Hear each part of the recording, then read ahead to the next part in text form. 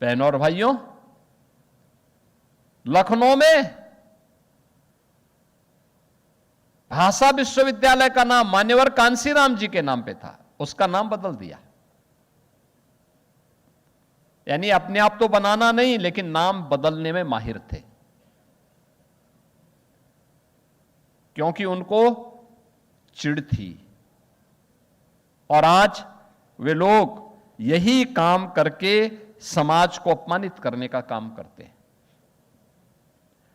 वे संवैधानिक संस्थानों का अपमान करते हैं। संसद के बारे में टिप्पणी करेंगे, प्रधानमंत्री जी के बारे में, प्रधानमंत्री जी सबका साथ और सबके विकास की बात करते हैं, उनके बारे में अपमानजनक टिप्पणी करेंगे।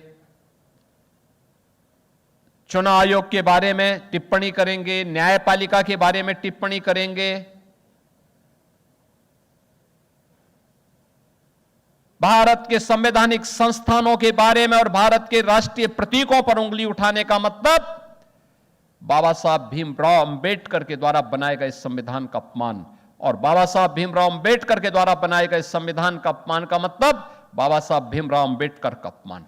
और भारत का वंचित, भारत का गरीब, भारत का दलित यह स्वीकार नहीं कर सकता है। लेकिन यह उनकी फितरत बन चुकी है। वे वंदे मातरम का अपमान करेंगे, राष्ट्रगान, राष्ट्रगीत का अपमान करेंगे, समाज को जाति के नाम पर बांटेंगे।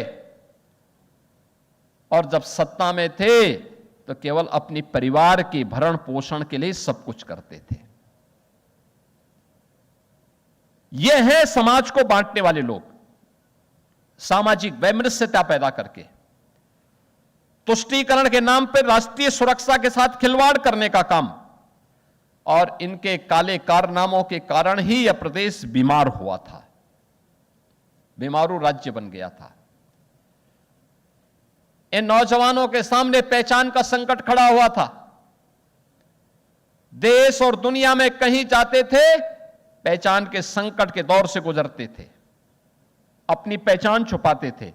लेकिन अब मैं कह सकता हूं कि हमारा प्रदेश अब पहचान के संकट के लिए मोहताज नहीं है। दंगा मुक्त भी है, कर्फ्यू मुक्त भी है, बीमारी से मुक्त हो चुका है।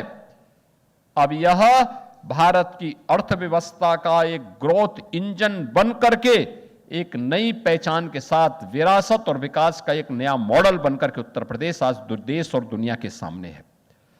अब यहां पर प्लान नहीं होती, अब लोगों के लिए रोजगार की संभावना है।